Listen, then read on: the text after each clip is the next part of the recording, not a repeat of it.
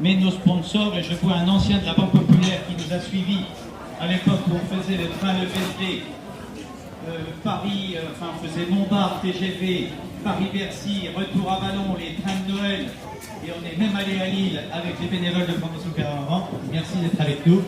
Je remercie bien sûr le conseil départemental, la chambre économique pour les dons qui ont été faits, et puis je remercie surtout le doyen aujourd'hui, qui est Bernard Thierry, qui est, grâce à lui aujourd'hui, voilà, grâce à lui aujourd'hui, il va avoir 96 ans, il a fait partie de la toute première heure, il m'a dit Francis, pour réussir, tu as intérêt de faire du travail de qualité, au niveau de l'artisanat, au niveau des producteurs, autrement ça ne marchera pas. Donc rien ne se faisait à Carré-les-Tombes avant que l'on ait créé. Puis Bernard Bousset, qui fait partie des meubles également de l'association, qui a contribué pendant un quart de siècle à la réussite, qui est des nôtres. Bernard Thierry, j'oublie Michel Mathieu et sa femme. Alors Michel Mathieu nous a quittés, mais c'est un précurseur avec nous parce qu'on avait le groupe Viens Huguette, viens Huguette, viens à côté du doyen. Voilà Huguette Mathieu, qui était présidente du syndicat initiative de Carré-les-Tombes, avec son mari, le club de l'amitié, et on s'est associés, parce qu'on s'est associés ensemble dès le départ, parce que quand il y a à manger et à boire, il y a du monde. Et encore aujourd'hui, 30 ans plus tard, je vous rappellerai que l'artisanat souffre beaucoup plus que les producteurs. Les producteurs continuent à développer, l'artisanat souffre. Une personne qui l'avait compris, c'est Bernard Thierry, parce que Bernard Thierry, il avait compris que de faire des grosses œuvres, des gros tableaux à 200 francs, 300 francs, il ne les vendait pas. Il avait la blouse blanche. Pendant un quart de siècle, tu as œuvré ici, minimum. Il vendait des petites aquarelles, il en vendait une centaine tous les jours. Et donc c'était de l'artisanat d'art et notre peintre aquarelliste. Et puis, je ne vais pas trop m'attarder, mais il y a 31 ans, cette année, vous avez des vieilles voitures.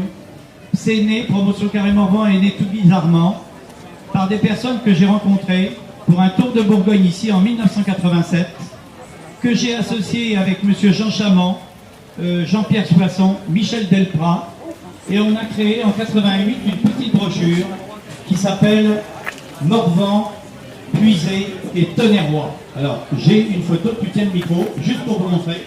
Donc, il y a 31 ans, c'était ceci. La brochure où on a associé le Morvan, la Puisée, le Tonnerrois en 88. Et en 89, on a réalisé un premier petit fascicule comme ceci. Artisan et producteur du Morvan. Au 10e anniversaire, ça a été artisan de la Bourgogne et du Morvan. En 1992, Bernard Thierry, on a monté un spectacle grâce au Conseil Général et Jean Chamand à l'époque d'une ampleur sans précédent avec des créateurs du Morvan, où on a créé Créateurs en scène, et le peintre aquarelliste, eh ben, c'est Bernard Thierry, où on marquait Promotion Carré-Morvan, exposition de 5 jours d'exposition, avec 3 spectacles par jour en salle polyvalente. En 92, 10e anniversaire. Et puis j'oubliais le musée Vauban, Camille Le Bossé qui nous a quittés l'année dernière, avec qui on a œuvré pendant 30 ans, avec Promotion Carré-Morvan, des spectacles d'Artagnan, Vauban également. Donc c'est plein de choses, souvenirs que j'ai voulu mettre aujourd'hui.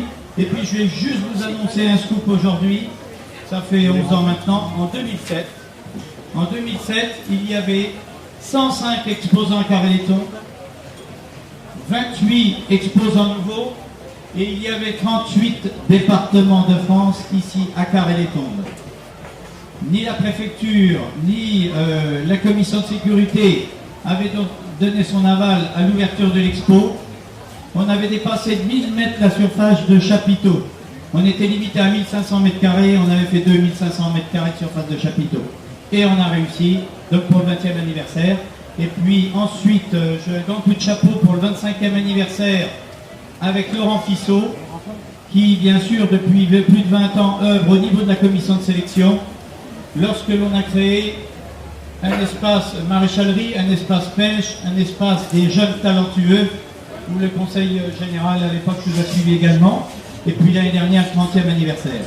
Et juste pour terminer, parce que je ne vais pas tout annoncer, mais je vais vous dire que c'est la 31e exposition artisanale, que je suis très heureuse que l'équipe qui m'a soutenu toutes ces dernières années, qui soutiennent Colette, c'est vrai que c'est un challenge qui n'est pas facile quand on a plus de 25 départements représentés à Carré-les-Tombes, que c'est 6 mois d'organisation, et je le dis, et bravo à toute l'équipe, parce que les dernières heures de la préparation et de l'ouverture, c'est du stress pour tous. Parce que c'est une entrée libre, une entrée gratuite. Les budgets sont pas extensibles, mais pour le 20e anniversaire, on était arrivé quand même à plus de 120 000 euros de dépenses et de recettes jumelées, notamment en l'an 2000. Je vais vous rappeler l'association Promotion Clermont-Vent, donc c'est l'exposition artisanale des régions de France. C'est la création de la fête du bourru à Châtelet-sur-Cure en l'an 2000. Arrivé ensuite en 2005, la fête du bourru et de la châtaigne à Carré-les-Tombes.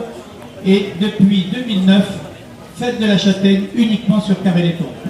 Et en l'an 2000 également, avec les bénévoles, on avait lancé un challenge fou, grâce d'ailleurs à le conseil général, mais le conseil régional de Bourgogne, et notamment ton mari, Jean-Yves, parce qu'il nous a soutenus dès le départ pour le train, et on a fait le lancement du train Le Vézelay avec la région et le département, où j'avais 20 bénévoles à bord du train. On emmenait les produits à boire et à manger sur le train, et on partait le jour et la nuit, et on a fait Avalon, Paris-Bercy, Paris-Bercy, Avalon, dans les trains de l'été, qui avaient même à un moment donné dépassé les trains de la vallée de Lyon, où là c'était que des bénévoles, et là bien qu'on avait lancé un challenge un peu fou, et le train de Vézelay, ça a été quelque chose avec des ventes de produits du terroir et dégustation. Mais on avait de l'alcool, on avait du vin, de Tanay, de Vézelay, du ratafia, des bières, on avait des produits, il y avait à manger, à boire dans le train. Jusqu'à un beau jour, ça avait tellement pris d'ampleur que tout le monde chantait quand il sortait du train. Alors on dit, un jour il va y avoir un accident. Mais donc pendant 12 ans, le train Le Vézelay. On est arrivé, on est parti d'un budget de 20 000 francs et on a fini en dernière année avec des 27-28 000 euros de recettes à bord du train Le Vézelay. Et donc un grand coup de chapeau à Claude Thieblot, qui n'est pas dénoncé aujourd'hui, qui est en pensée, mais qui est souffrant depuis plusieurs années. Et donc voilà, c'est grâce à lui. Et puis on a fait également le train de Noël et plein de choses. Donc voilà, c'est la passion, plein de bénévoles. Et j'en arrêterai là, mais notre passion est toujours là. Mais c'est vrai que l'artisanat, on l'a toujours défendu à Carré-les-Tombes. Et c'est pour cela qu'encore aujourd'hui, ça fonctionne. Et que ça va fonctionner encore bien longtemps. Et très heureux pour clôturer que vous ayez choisi, comme il y a 31 ans, c'est grâce aux vieilles voitures à Carré et grâce à Morvan, Puisé, Tonnerrois, que ça a germé. J'ai dit, il ne se fait rien d'exceptionnel à Carré. On va développer en amenant du monde et donc le rituel est là. Et maintenant, ça va être, je pense, Madame la Présidente, le verre de l'amitié qui est prévu. Alors, je vous passe la parole. Merci à toutes et à tous. Merci à tous les exposants fidèles. Merci à la gendarmerie présente sur le site. On vous invite à nous retrouver tout de suite au 29h.